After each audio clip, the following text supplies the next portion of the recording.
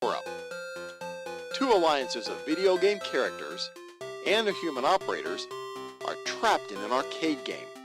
To escape, alliances use power cubes to control switches and the scale, pass power cubes through the exchange for power-ups, and ascend to face the boss. Teams may preload up to 1 power cube per robot. Additional power cubes are available in the power cube piles, along the fence nearest the scale, and in each alliance portal. At the start of the match, the plates of the scale and the switches are randomized. During the first 15 seconds, robots are autonomous. They work to cross their auto line and place power cubes on the switch and the scale. Alliances who successfully own their switch and have 3 robots cross the auto line will receive 1 ranking point. During the following 2-minute and 15-second teleoperated period, human operators remotely control their robots. They continue to gather power cubes to place on the scale and the switches to gain ownership for the longest time, earning points for each second of ownership. Human operators behind the Alliance Station wall collect power cubes from the exchange. They can deliver them back to the robots through the return or to their vault. In the vault, power cubes may be traded in for 3 power-ups. Alliances choose when in the match to activate each power-up to gain a temporary advantage during the match. The forced power-up gives an alliance ownership of their switch, the scale, or both. The boost power-up increases scoring for 10 seconds for either their switch, the scale, or both. And near the end of the match, Levitate earns 1 member of the alliance a free climb. Other alliance members climb from their platform. If all 3 members successfully climb, the alliance can face the boss and gain an additional ranking point. The alliance that earns the most points wins the match and defeats the boss.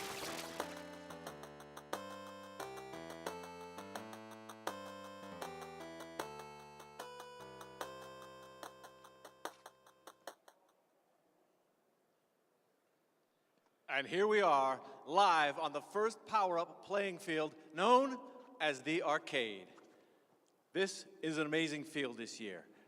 The game, pretty straightforward.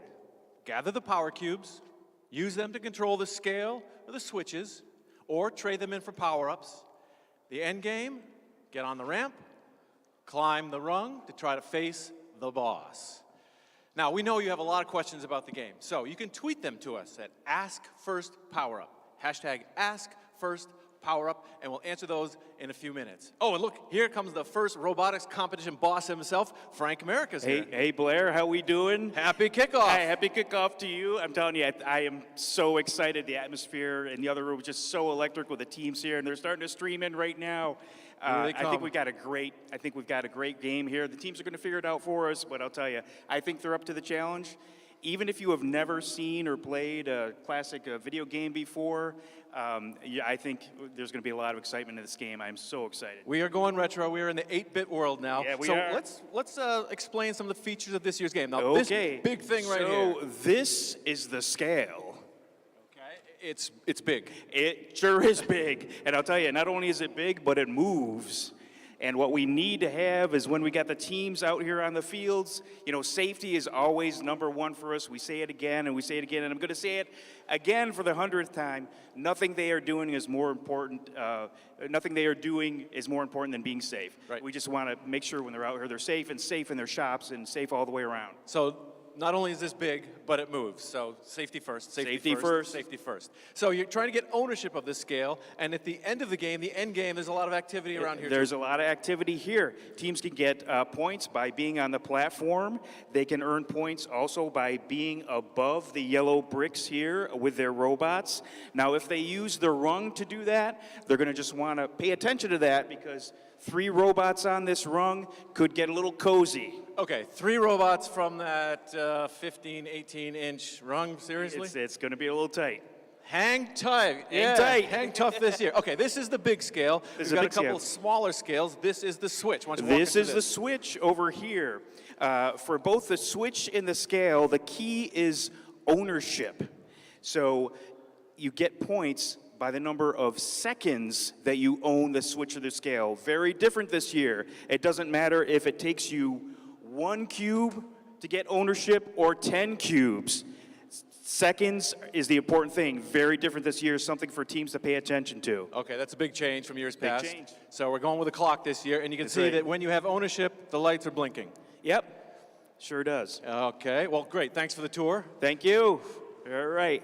I just want to, before I go, I just want to say a couple things. First, on behalf of all the teams, and first, I want to thank our sponsors, our supporters for everything they do. Companies like National Instruments, Rockwell Automation, SolidWorks. We could not do what we are doing without all your very generous support. And finally, big shout out to the 476 rookie teams that we have this year. Thanks all. All right, welcome, rookies. Now, to talk about moving the power cubes around the field, we have our design lead, mechanical design lead, Derek Foster. Hey. Good morning. Happy kickoff. Happy kickoff to you. All right, so some changes in the field this year. Last year's field was a little difficult to set up. It was. Last year's Steamworks game was a really fun game, but it was really difficult to set up. So this year, we tried to really focus on creating a fun game, but also one that's less taxing for our volunteers. And I'm sure the volunteers are all super happy to hear that. Sure they are. So let's talk about these power cubes. How do we get them behind the driver station? So there are two ways. A robot can deliver a power cube through this exchange. And if the human player behind the exchange wants to give it back to the robot, they use this return. Okay, so we're at the Red Alliance driver station. That is Red Alliance power cube going in, Red Alliance power cube coming back out, right? Yep. Now, Blue Alliance also has a player station at this driver station. How do they get the cubes in and off? They do. So the second way for a human to get a robot the power cube is through the portal, where Malcolm is now standing. At each end of the Alliance station, there is a portal. To place a power cube onto the field, place the cube inside the portal and push the handle.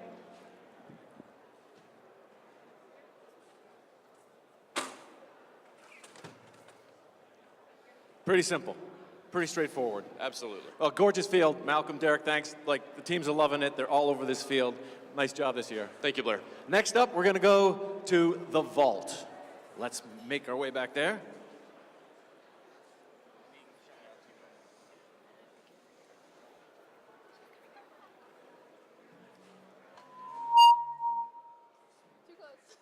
And now I'm here with Amanda Bissett, one of our systems engineers, and she is going to walk us through the vault. Happy kickoff, Amanda. Happy kickoff, Blair. Okay, now this is beautiful. I know you worked on it. This is one of your babies, so walk us through what the vault is and how does it work?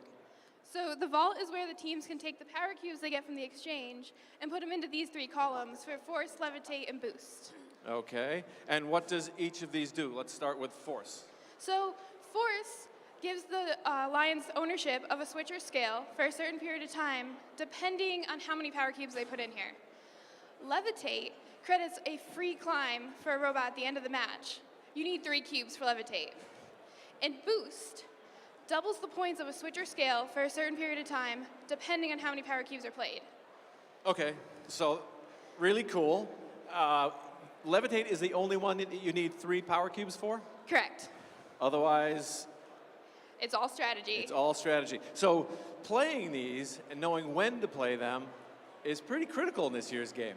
Very critical. Teams are going to have to be super familiar with the rules in the manual. All right, we're going to unlock the manual in a few minutes. Thank you, Amanda. Thank you. Happy kickoff. Happy kickoff. And while we sort of collate some more of the tweets, we invite in Michelle Long. Good morning, Michelle. Hey, Blair. How's it going? It is crazy exciting in here. It is. The teams are like super excited. Now, tell me about your title. Like, what does your title mean? So my title is Alumni Relations Manager, which basically means that I get to do everything that comes after high school with First. So what exactly is new with alumni relations? Yeah, so with alumni relations, really the most exciting thing right now is that we've got a new way for First alumni to let us know that they're alum.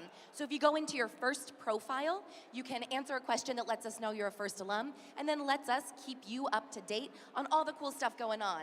Newsletters, internship opportunities, all kinds of cool stuff. So it's our own First network. Yeah. Find a job, find a friend. Okay. Exactly. Find an old teammate. So what's new with the scholarship program? So this year, the scholarship program has over $50 million being made available from our scholarship providers. The really cool thing about that is that that's more than 2,000 individual scholarship opportunities that are available primarily to seniors in high school this year. So only seniors can? Not only seniors. So, while most of the applications for the FIRST scholarship program are due during your senior year of high school, we really want to make sure that all participants on FIRST teams are familiar with the program beforehand so that they don't miss out on a couple of our scholarships that require applications during your junior year or maybe have some specific criteria, so that once you get to the final time when you're ready, you can apply. Apply. Okay, I saw some FIRST alumni patches actually on some of our staff members. What are those? How do you get one of those? So you saw those on Amanda and Malcolm earlier. Yes. So FIRST alumni who are actively involved with FIRST at official events through all 4 of our programs get a patch that recognizes their contribution back to FIRST as volunteers. It's a really neat way for you as participants to see at events who's been in your shoes before. So as you're out at events this season, if you see someone rocking one of those alumni patches, go up, introduce yourself, say hi, and ask them about their FIRST story. You'll find some interesting stuff going on. And then, don't forget to thank them for volunteering. So the volunteers make FIRST go around, and we have so Absolutely. many alumni volunteers. Absolutely. All of our volunteers are spectacular and amazing. Yeah, it's great. So, well, thank you for stopping by. Thanks for having me. Happy kickoff. Happy kickoff. All right. Up next, you can see we've got our kit of parts being distributed on the far side of the playing field here. And we have our kit boss, Kate Pelot is here. Welcome, Kate. Good morning, Blair. Happy kickoff. Happy kickoff. So, what's new in the world of the kit of parts? Yeah, today's a big day for the kit of parts team. We've spent all year getting these kits ready to go. So everybody's going to walk away with their kickoff kit today. In it, power cubes, hopefully useful things, hopefully interesting things. We're really excited about it. So the kickoff kits aren't the only news today in the KOP world. No, it's a trifecta for us today. So first choice gets round 2, launches today at noon. So you can do a second round of priority lists with some new parts. You get 200 more credits. And we have some new items going live on the virtual kit page as well. Very cool. So you've been busy. A little bit. Yeah. All right. So don't go anywhere because we are going to answer some tweets now. To do that, we invite Matt Pelot in. Come on in, Matt. Oh, the phone is lighting up. Matt Pelot, game design lead. Hey, everybody. Happy kickoff. Happy kickoff, Blair. All right, so let's... So our first question is, what is inside the cube? Can you show us, Matt? Sure. So inside the cube, so we take the cover off, and inside there's a white milk crate. It's like 13 inches by 13 inches, 11 inches tall, and it weighs about 3.5 pounds. Sweet, thanks, Matt. All right, we got another one from Nick. He wants to know, are you allowed to launch the power cubes? Yes and no. It really depends on where you are on the field, but as long as you're in contact with the fence or in really close proximity to the scale, then you can. But you definitely can't be throwing them all the way across the field. That we don't want to see. Read the manual, read the manual, exactly. All right, we got another one from Nashua Tough Techs, so local. How long are the power-ups individually active for? Each power-up lasts for 10 seconds. Well, that's for force and for boost. Levitate, when you play it, happens immediately. That's active immediately. All right. All right, now, Courtsy, how many power cubes can a robot hold at one time? Just one. So you have to make sure, be careful, you've only got one.